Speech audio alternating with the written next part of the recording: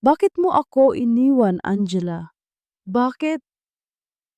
Ang basag na sigaw ng isang lalaki ay umalingaw-ngaw sa madilim na pasilyo, sinundan ng malakas na tunog ng isang bagay na nabasag. Napatigil sa pagpupunas ng mesa, si Bea.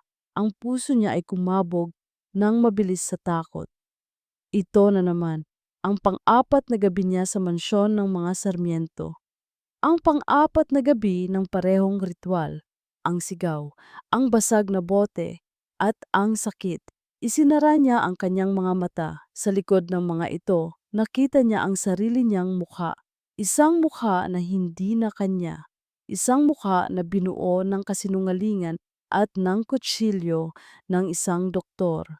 Isang mukha ng isang estranghero. 5 taon.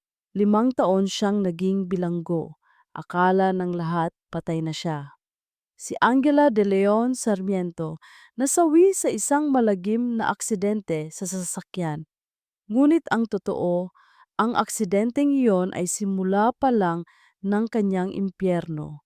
Ngayon, bumalik na siya, hindi bilang si Angela, kundi bilang si Bea, ang bagong katulong. Isang anino sa sarili niyang pamamahay, nagmamasid, naghihintay ng tamang pagkakataon para bawiin ang lahat ng ninakaw sa kanya. Dahan-dahan, lumakad siya papunta sa sala kung saan nanggagaling ang ingay. Ang sahig na dati niyang nilalakaran bilang reyna ay nilalakaran niya ngayon bilang isang alipin. At doon nakita niya ito, ang kanyang asawa, ang lalaking minahal niya ng higit pa sa kanyang buhay, si Nathaniel Nate Sarmiento. Nakatayo ito sa harap ng isang malaking larawan, ang kanilang wedding picture. Lasing, ang mga mata ay puno ng isang galit at kalungkutan na hindi pa niya nakikita dati. Sa sahig, nagkalat ang mga bubog ng isang bote ng mamahaling alak.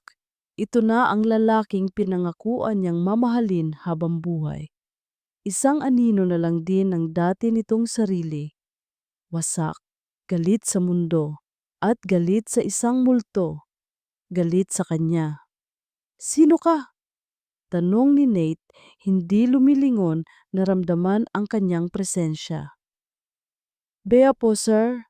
Ang bago ninyong katulong. Sagot niya, ang boses ay pilit niyang ginawang mahina at magalang. Humarap ito. Ang mga mata nito ay matatalim, puno ng pagkasuklab. Tiningnan siya nito mula ulo hanggang paa. Isa ka pa, isa ka pa sa mga aso ni Carla na ipinadala dito para bantayan ako. Carla, ang kanyang matalik na kaibigan, ang ahas. Hindi po, sir. Tumahimik ka, sigaw nito. Linisin mo to. At pagkatapos ayokong makita ang pagmumukha mo. Tumalikod na ito at paakyat na sana sa hagdanan nang biglang bumukas ang pinto ng isang silid. Isang maliit na batang lalaki, mga 5 taong gulang, ang sumilip. Ang kanyang mga mata ay malalaki at puno ng takot. Si Leo, ang batang sinabi sa kanya ni Carla na inampong anak ni Nate. Daddy? Ang boses ng bata ay isang pabulong. Natigilan si Nate. Ang galit sa kanyang muka ay biglang napalitan ng isang bagay na mas malambot.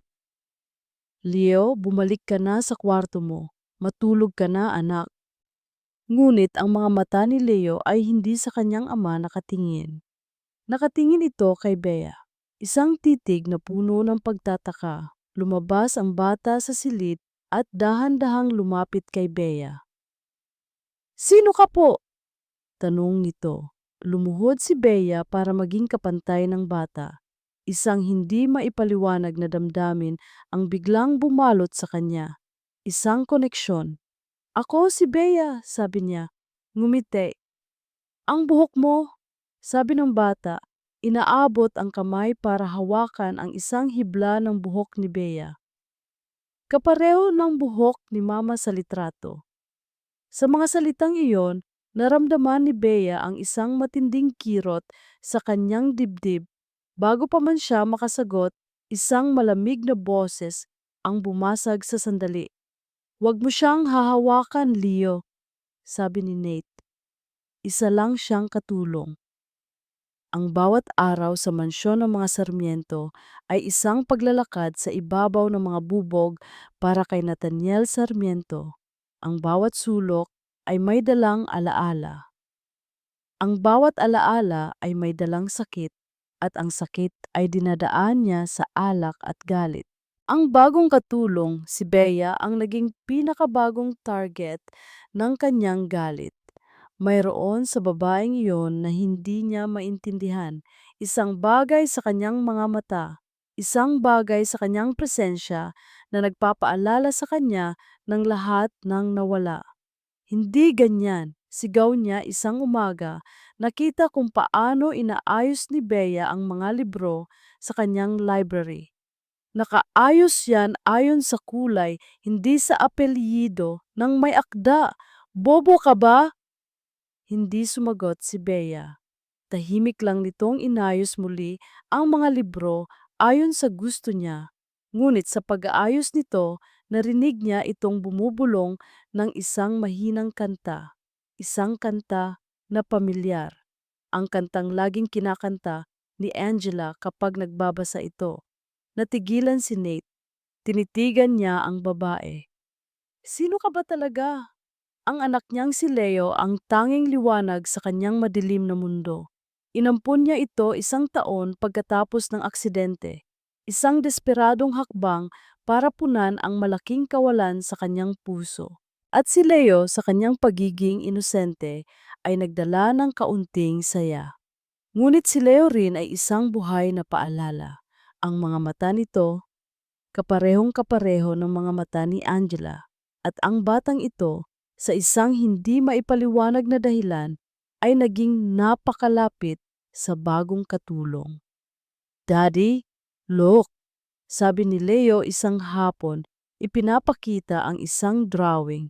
3 tao, isang malaking lalaki, isang maliit na bata, at isang babae, magkakahawak kamay.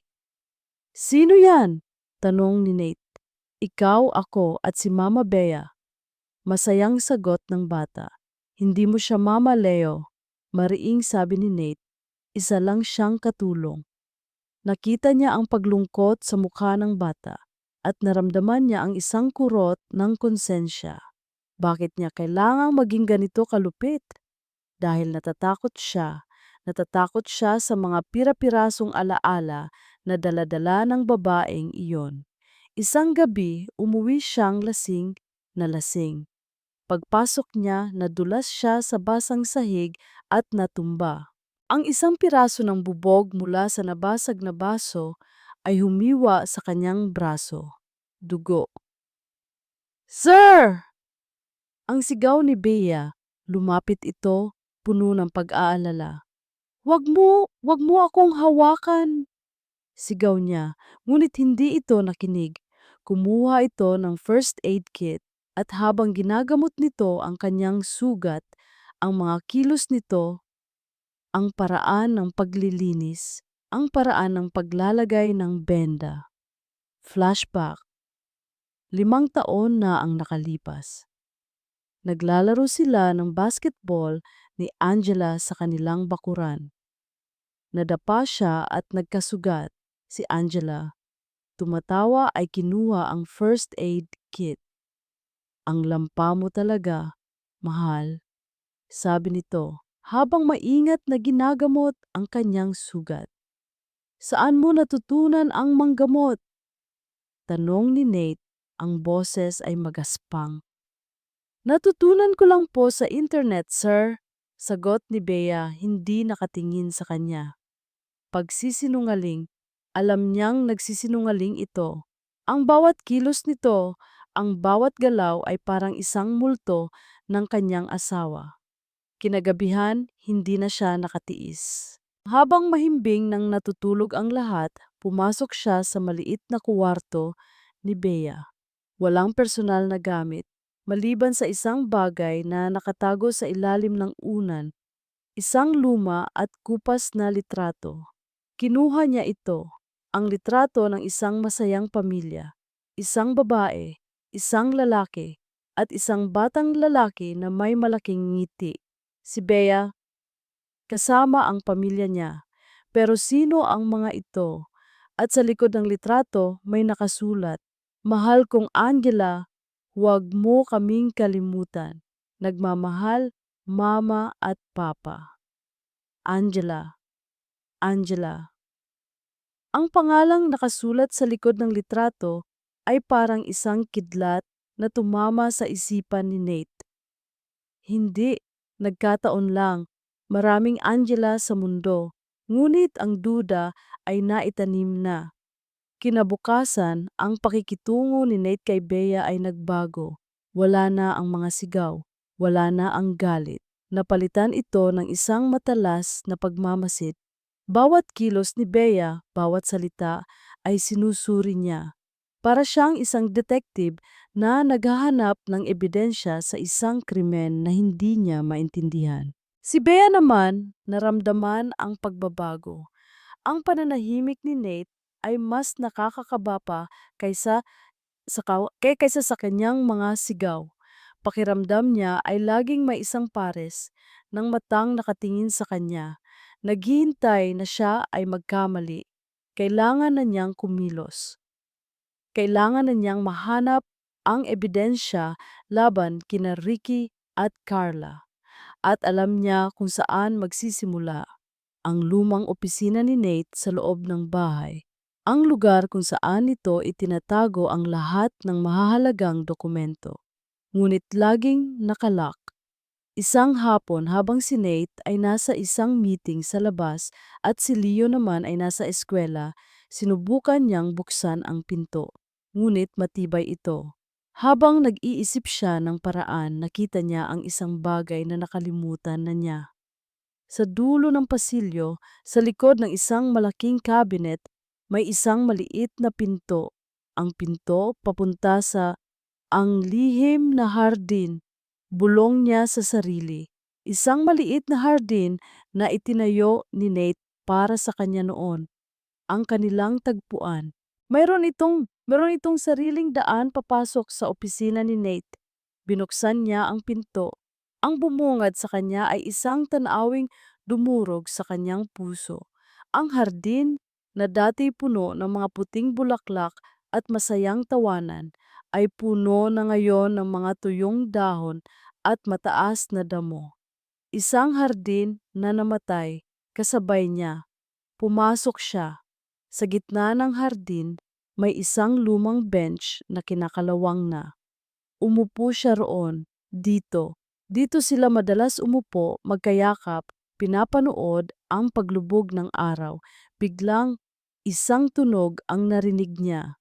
Si Nate. Nakatayo ito sa may pinto ng kanyang opisina, nakatingin sa kanya. Umuwi ito ng maaga, hindi nagalit si Nate na nasa pribadong lugar siya nito. Tumingin lang ito sa kanya, pagkatapos ay sa nagibang hardin. Nakalimutan ko na ang lugar na ito, sabi ni Nate, ang boses ay mahina. Ako rin, sagot ni Bea, at sa unang pagkakataon, ang boses niya ay hindi na boses ng isang katulong, kundi boses ng isang taong may karapatan sa lugar na iyon. Hindi na sila nagsalita pa. Umupo lang sila roon sa magkabilang dulo ng bench, magkasama sa kanilang kalungkutan, pinapanood ang paglubog ng araw sa kanilang sirang paraiso. Nang gabing iyon, isang bagay na hindi inaasahan ang nangyari. "Mama ba?" Ang sigaw ni Leo mula sa kanyang silid. Isang sigaw na puno ng takot. Sabay na tumakbo si Nate at Bea paakyat. Nadatnan nilang nakaupo si Leo sa kanyang kama, umiiyak, nanginginig. "Anak, anong nangyari?" tanong ni Nate, lumapit sa bata. May monster po sa ilalim ng kama ko," iyak ng bata. "Walang monster dyan, Leo," sabi ni Nate. Ngunit si Bea, na may puso ng isang ina, ay lumuhod at sumilip sa ilalim ng kama. Madilim. Ngunit may isang bagay na kumikinang. Wala namang monster dito, mahal. Sabi ni Bea, ang salitang mahal ay lumabas sa kanyang bibig nang hindi niya namamalayan. Pero may nakita akong treasure. Inabot niya ang kumikinang na bagay. Isang maliit na susi. Ano yan? Tanong ni Nate. Tinitigan ni Bea ang susi. Pamilyar. Napakamilyar. Ito ang susi. Ito ang duplicate key ng opisina ni Nate. Ang susi na ibinigay nito sa kanya noong birthday niya para may sarili siyang access sa kaharian nito. Isang susi na akala niya ay kasama ng nawala sa aksidente. Hindi ko alam. Pagsisinungaling ni Bea, itinago ang susi sa kanyang palad. Nang makatulog na ulit si Leo, bumalik sila sa sala. Salamat sa ginawa mo kanina, sabi ni Nate. Wala yon, sagot ni Bea. Akma na sanang aakyat si Bea nang magsalita ulit si Nate. Ang tawag mo sa kanya kanina, sabi nito, mahal. Natigilan si Bea. Si, si Angela lang ang tumatawag sa kanya niyan, sabi ni Nate. Ang mga mata ay puno ng isang malalim na tanong. Hindi sumagot si Bea. Naglakad na lang siya paakyat, iniwan si Nate na lalong naguguluhan. Nang gabing iyon, habang ang buong bahay ay tahimik na, dahan-dahang pumasok si Bea sa opisina ni Nate gamit ang susi na nahanap niya. Ang puso niya ay kumakabog. Oras na. Oras na para hanapin ang katotohanan. Nagsimula siyang maghalongkat. Sa isang drawer, sa ilalim ng isang tumpok ng mga lumang kontrata, nahanap niya ito. Isang folder, Life Insurance Policy, Angela de Leon Sarmiento. Binuksan niya ito. Sa loob naroon ang mga papeles at ang beneficiary, hindi si Nick. Ang nakasulat na pangalan ay Carla Sandoval at sa tabi nito isa pang dokumento. Isang kopya ng medical report mula sa gabi ng aksidente. Ang doktor na pumirma, Dr. Ricardo Sandoval, ngunit hindi iyon ang gumulat sa kanya. Sa ilalim ng pangalan niya sa section ng patient's condition, may isang salitang nakasulat, buntis. Ang salitang iyon ay parang isang dagundong na yumanig sa buong pagkatao ni Bea. Napahawak siya sa kanyang tiyan. Isang anak, nagdadalang tao siya noon. Isang anak na hindi niya kailanman nakilala. Isang anak na nawala, kasama ng kanyang mukha at ng kanyang nakaraan. Isang matinding sakit na sinundan ng isang nag-aalab na galit ang bumalot sa kanya. Hindi na lang ito tungkol sa pagnanakaw ng kanyang buhay. Ninakaw din nila ang kanyang anak. Ang paghihiganti ay naging mas personal, mas malalim. Mula sa gabing iyon, nagbago ang pakikitungo ni Bea. Ang dating maingat na katulong ay naging isang aninong may misyon. Sa umaga, ginagampanan niya ang kanyang papel, ngunit ang kanyang mga mata ay laging nagmamasid. Ang kanyang mga tenga ay laging nakikinig, at ang kanyang puso ay unti-unting napapalapit kay Leo. Mama Bea, tawag sa kanya ng bata isang hapon. Tulungan mo po ako sa assignment ko. Ang salitang mama ay nagdulot ng isang pamilyar na kirot at isang hindi maipaliwanag na saya. Umupo siya sa tabi ng bata at tinulungan ito. Magaling ka palang mag-drawing, Leo, sabi ni Bea tinitingnan ang iginuhit ng bata. Tinuruan po ako ng tita Carla ko, sagot ni Leo. Carla, ang pangalang iyon ay laging nagdudulot ng lason. Talaga? Sabi ni Bea. Madalas ba siyang pumunta dito dati? Opo, siya po ang laging nag-aalaga sa aking sa akin noong laging wala si Daddy, kwento ng bata. Pero mas gusto ko po kayo, mas mabait po kayo. Habang nag-uusap sila, pumasok si Carla. Ang ngiti nito ay kasing tamis ng dati, ngunit para kay Bea, isa na itong nangiti ng isang demonyo. Bea, tamang-tama ang dating mo. Sabi ni Carla, hindi pinapansin ang sinabi ni Bea na siya ang bagong katulong. Samahan mo naman akong mag-shopping. Kailangan ko ng bagong damit para sa charity ball ni Nate. Isang bitag. Alam ni Bea na isa itong paraan para subukan siya, para bantayan siya. Ngunit pumayag siya. Sa mall, habang abala si Carla sa pamimili, aksidenteng nabanggit nito ang isang bagay. Alam mo, sabi ni Carla, si Nate, plinano na talaga niyang mag-ampon noon pa. Kahit noong buhay pa si Angela, siguro hindi pa siya handang maging tunay na ama noon. Isang kasinungalingan, isang maliit na lason na idinagdag sa sugat. Ngunit si Bea ay hindi na ang dating Angela. Hindi na siya basta-basta maniniwala. Nang gabing iyon, habang mahimbing na ang tulog ng lahat, bumalik si Bea sa opisina ni Nate. May kailangan siyang hanapin. Ang mga papeles ng pag-aampon ni Leo.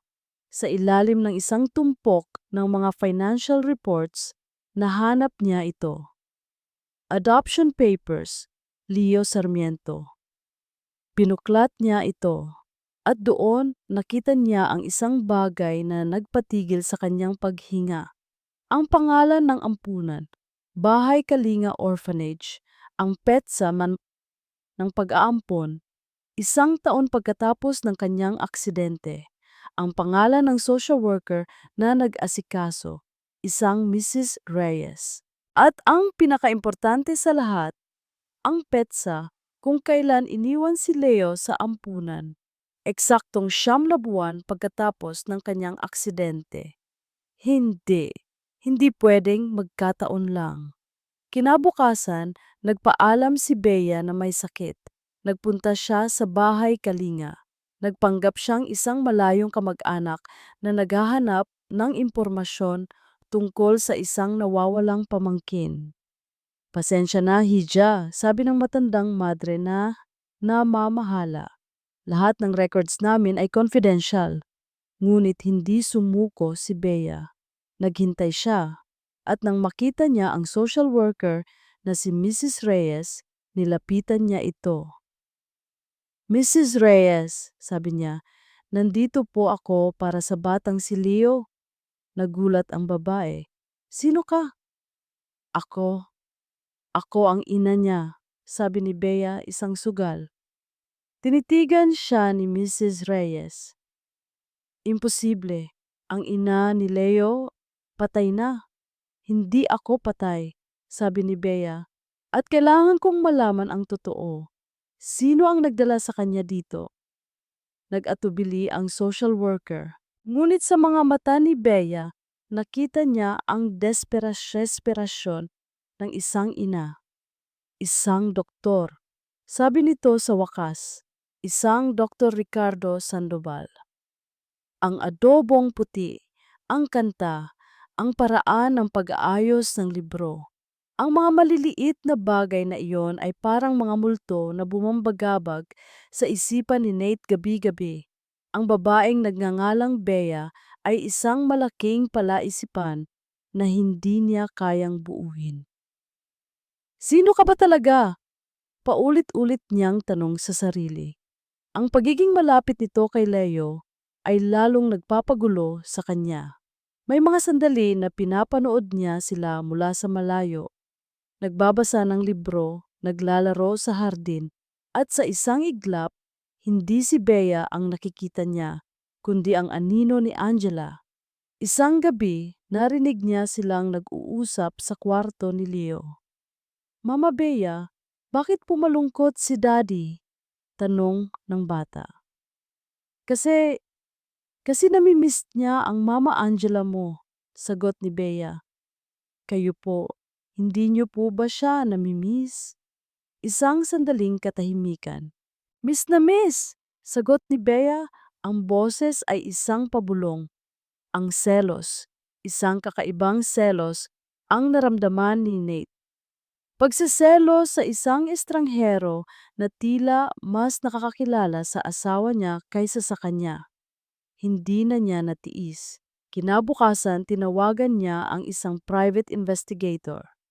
May ipapahanap ako sa'yo, sabi niya. Isang babae. Ang pangalan niya, Bea. Iyan lang ang alam ko. Alamin mo ang lahat tungkol sa kanya bago siya dumating sa bahay ko. Habang naghihintay siya ng resulta, sinubukan niyang kumuha ng impormasyon mula mismo kay Bea. Saan ka nga ulit galing, Bea? Tanong niya isang gabi habang naghahapunan sila. Sa probinsya po, sir. Sagot nito, hindi nakatingin. Sa Batangas. Ang pamilya mo? Wala na po sila. Matagal na. Ang bawat sagot ay isang pader. Isang perpektong, ensayadong pader. Isang araw dumating si Ricky para sa kanilang lingguhang pag-inom.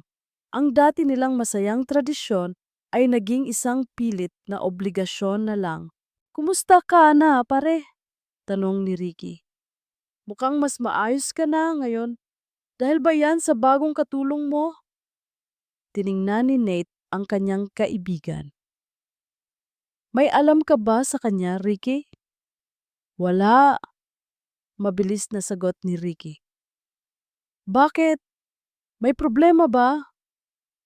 Wala, nagtatanong lang.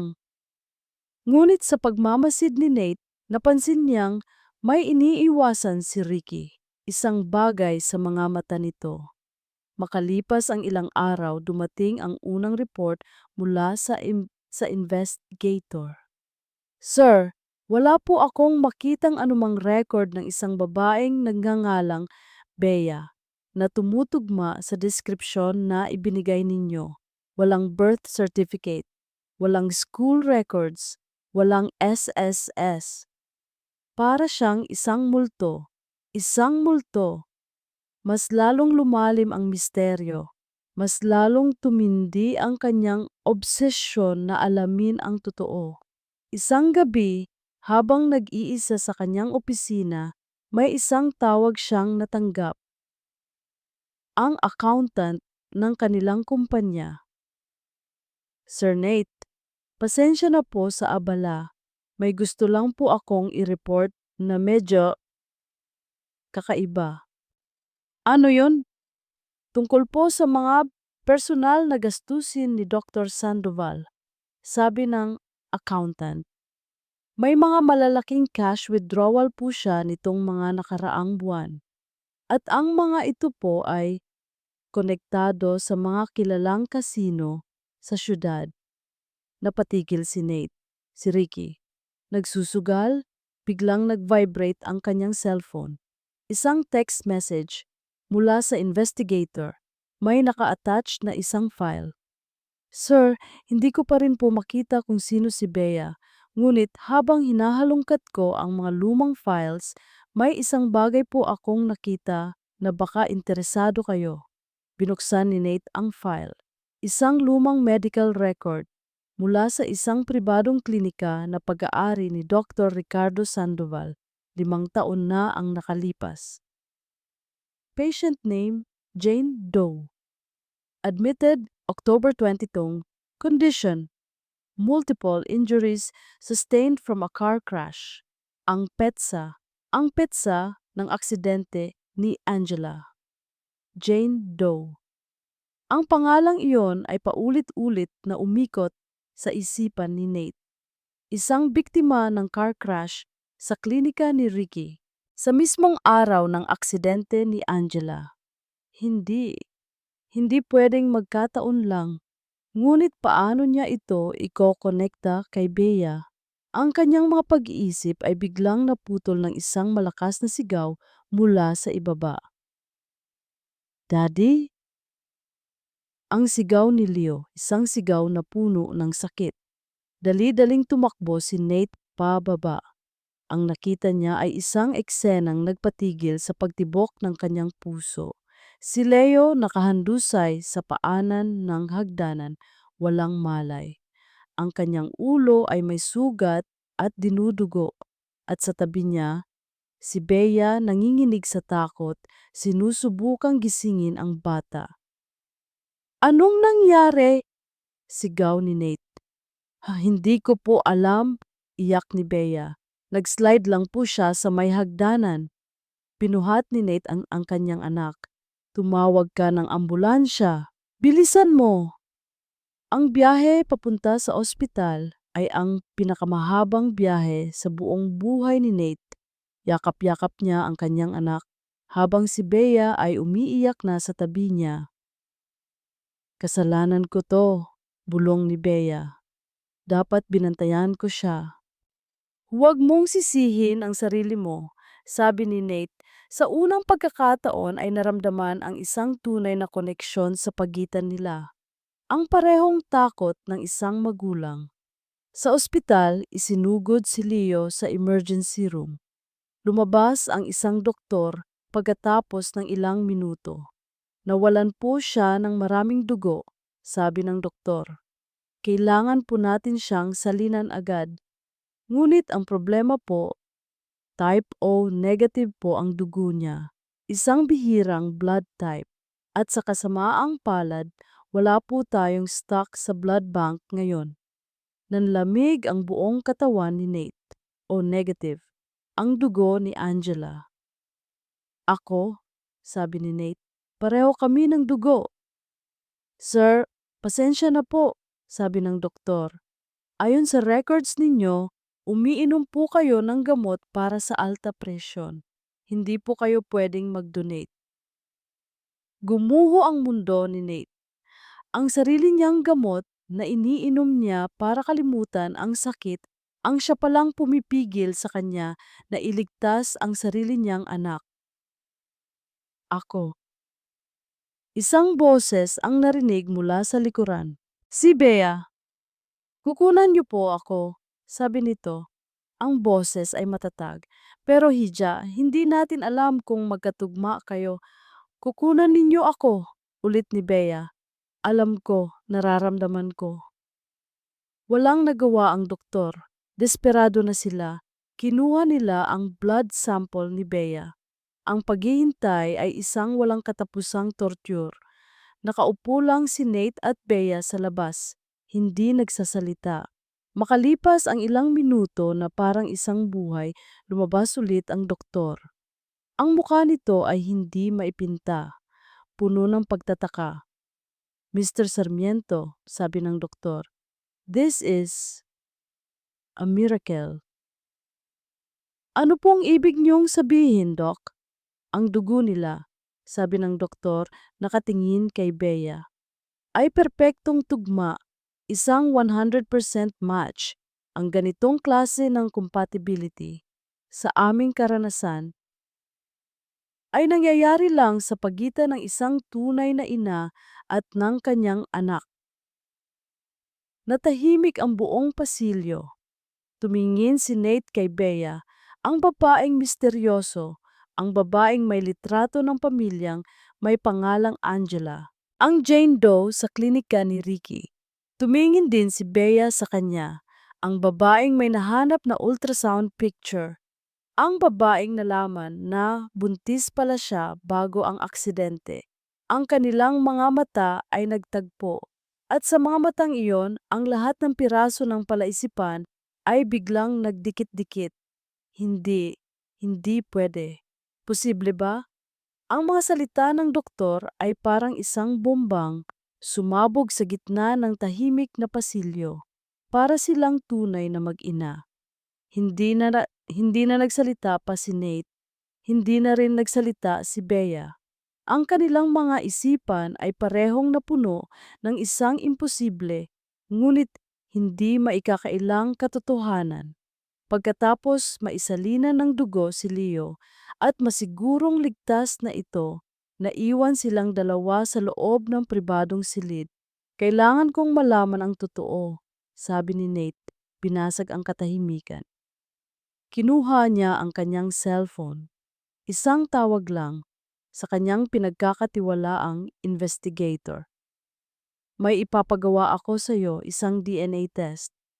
Kailangan ko ng resulta sa lalong madaling panahon. Kahit magkano. Si Bea naman, alam na niya ang kailangan niyang gawin. Kailangan niyang balikan ang simula, ang ampunan. Kinabukasan, habang si Nate ay naghihintay sa resulta, si Bea naman ay bumalik sa bahay kalinga. Mrs. Reyes, sabi niya sa matandang social worker, kailangan ko po ulit ng tulong ninyo. Sa pagkakataong ito, hindi na siya nagsinungaling. Ikinuwento niya ang lahat ng kanyang hinala. Ang social worker na may puso para sa mga bata ay naantig. Hihintayin kita sa labas ng opisina mamayang gabi, sabi ni Mrs. Reyes.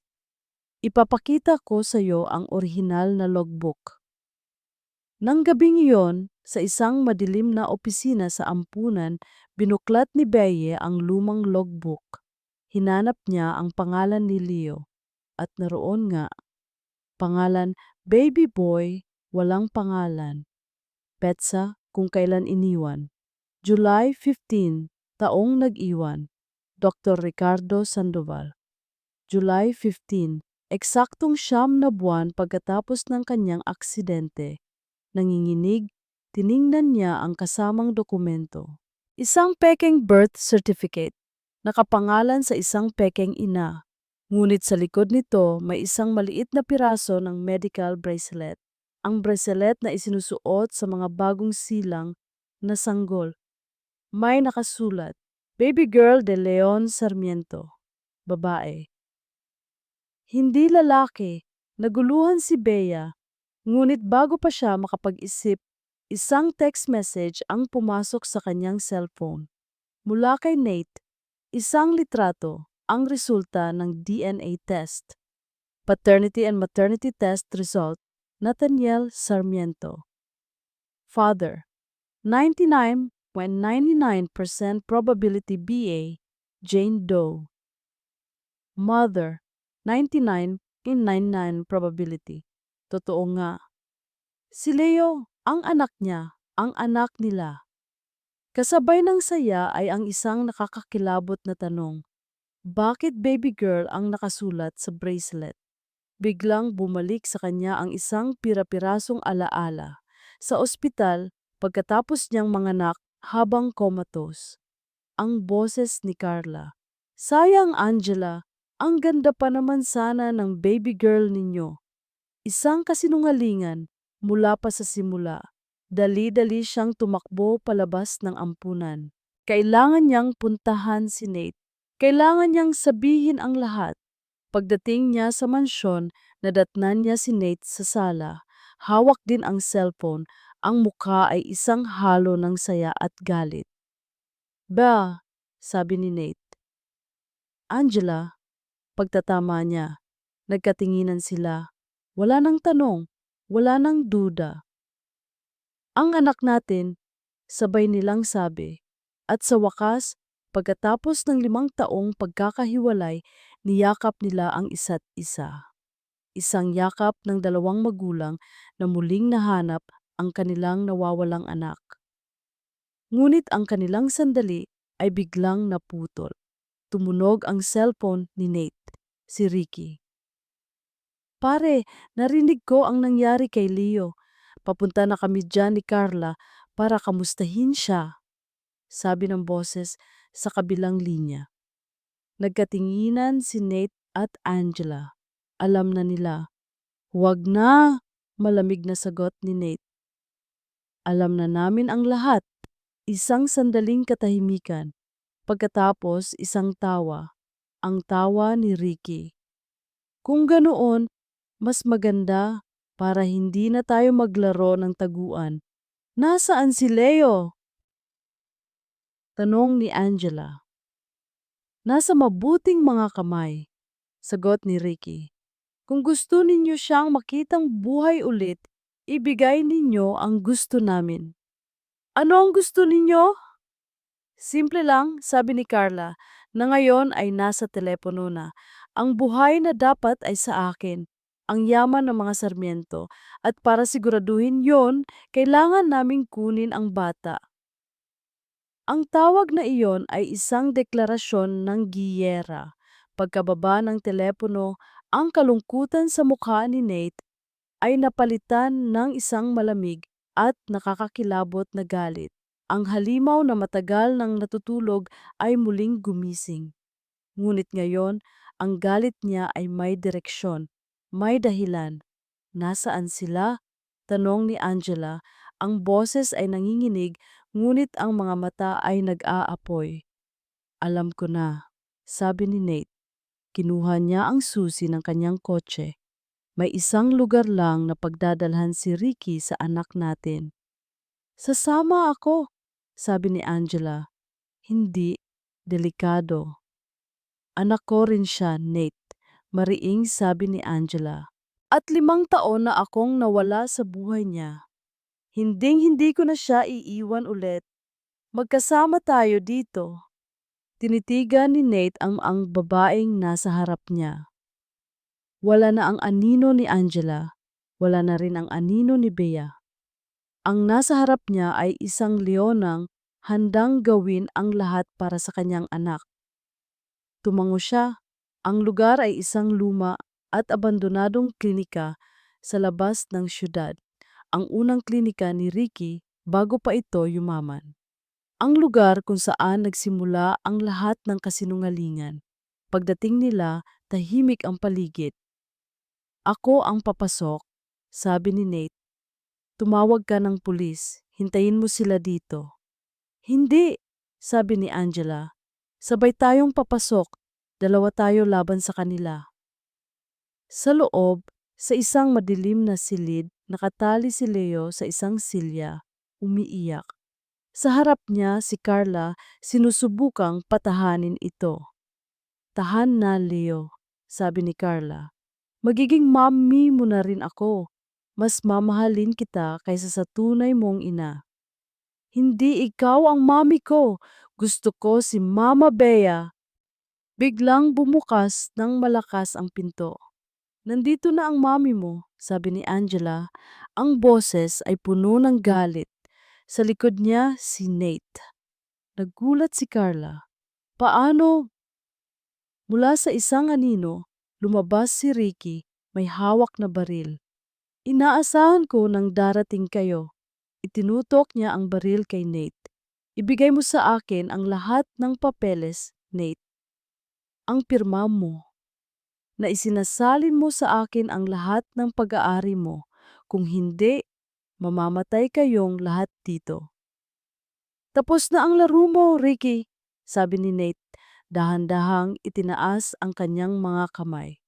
Habang ang atensyon ng lahat ay nasa 2 lalaki, si Angela ay dahan-dahang gumagalaw, tahimik, papunta sa direksyon ng kanyang anak. Huwag kang lalapit sa bata, sigaw ni Carla, ngunit huli na. Niyakap na ni Angela si Leo. Pumikit ka, anak, bulong niya. Maglaro tayo ng taguan. Sa isang iglap, sinipa ni Angela ang silya. Itinumba ito kasama sila ni Leo, palayo sa linya ng putok. Kasabay noon, sumugod si Nate kay Ricky. Nagsimula ang isang magulong away, suntukan, sigawan. Si Carla, sa kanyang pagpanik, ay kinuha ang isang bote ng gamot sa mesa at akmang ihahampas kay Angela. Ngunit si Angela ay hindi na ang dating Angela na mahina. Sinalo niya ang kamay ni Carla. Tinitigan niya ito ng diretso sa mata. Para sa 5 taon na ninakaw mo sa akin, sabi ni Angela, at para sa anak ko. Isang malakas na suntok sa panga ang nagpabagsak kay Carla sa sahig, walang malay. Samantala, nag-aagawan sa baril si Nate at si Ricky. Isang putok, natahimik ang lahat. Dahan-dahang bumagsak si Ricky sa sahig, hawak ang kanyang binti na dinudugo. Ang baril ay nasa kamay na ni Nate. Pagkatapos ng ilang sandali, narinig nila ang tunog ng mga sirena. Niyakap ni Nate si Angela at si Leo. Ang kanyang pamilya, ang kanyang buong mundo. Ligtas na sila. Habang dinadala ng mga pulis si Ricky at ang wala pa ring malay na si Carla, huminto si Ricky at tumingin kay Nate. Hindi pa ako. Ako tapos sa'yo, Sarmiento, sabi nito. Ngumiti si Nate. Pero ako, tapos na ako sa'yo. Ang paghuli kina Ricky at Carla ay naging headline sa lahat ng balita. Ngunit sa loob ng mansyon ng mga Sarmiento, ang tanging mahalaga ay ang katahimikan, ang kapayapaan. Si Leo ay ligtas na at mahimbing na natutulog sa kanyang silid pagkatapos ng pinakamahabang gabi ng kanyang buhay. Sa library kung saan unang nabuo ang mga duda ni Nate, magkatabing nakaupo ngayon si Nate at Angela. Walang nagsasalita, ang kanilang mga kamay ay magkahawak. May kailangan pa akong sabihin sa'yo, sabi ni Nate. Binasag ang katahimikan. Tumingin si Angela sa kanya. Ang gabi ng aksidente, pagpapatuloy ni Nate ang bawat salita ay mabigat. Ang huli nating pag-aaway. Huminga siya ng malalim. Oras na para sa huling sikreto.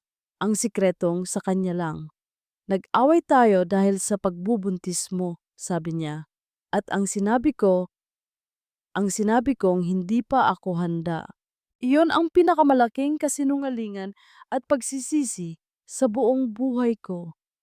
Tinitigan niya ito. Ang mga mata ay puno ng sakit. Ang totoo, Angela, takot na takot ako noon. Hindi dahil sa pagiging ama, kundi dahil takot akong hindi maging sapat na ama para sa magiging anak natin. Takot akong maging katulad ng sarili kong ama, laging abala, laging malayo. Nang umalis ka ng gabing iyon, sabi niya, ang boses ay basag na. Ang plano ko ay sundan ka. Para humingi ng tawad, para sabihing handa na ako na ikaw at ang magiging anak natin, kayo ang lahat sa akin. Pero huli na ako. Umiiyak na si Angela. Nate, patawarin mo ako, Angela, sabi ni Nate. Hindi dahil sa aksidente, hindi dahil sa 5 taong pagluluksa ko, kundi dahil sa mga salitang binitiwan ko na siyang nagtulak sa iyo palayo. Hinawakan ni Angela ang kanyang mukha. Shh, sabi niya. Tapos na yon. Pero may dapat ka ring malaman, sabi ni Angela.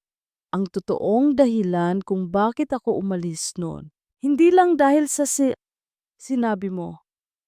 Ano? Umalis ako. Pag-amin niya, dahil natakot din ako. Natakot akong hindi ako magiging sapat na ina. Natakot akong baka ang galit mo ay totoo. Na baka sagabal lang kami sa buhay mo. Tinitigan nila ang isa't isa. 2 taong parehong nagkamali, parehong nasaktan, at parehong nagmahalan ng walang hanggan. Patawad.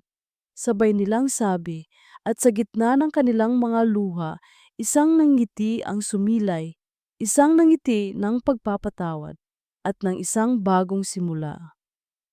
Makalipas ang 1 taon, ang hangin sa hardin ng mga Sarmiento ay puno ng amoy ng mga puting rosas at ng masayang tawanan. Ang dating lihim at napabayaang hardin ay muling nabuhay. Sa ilalim ng isang arko ng bulaklak, ginanap ang isang seremonya. Hindi ito isang kasal, isa itong pag-renew ng mga pangako, isang pagdiriwang ng isang pamilyang muling nabuo. Kakaunti lang ang bisita, ngunit ang bawat isa ay may mangiti sa mga labi. Si Angela ay nakasuot ng isang simpleng puting bestida. Sa tabi niya, ang kanyang asawang si Nate, hawak ang kanyang kamay. At sa pagitan nila, si Leo, ang kanilang anak na may hawak ng 2 singsing, walang pari, Sila lang.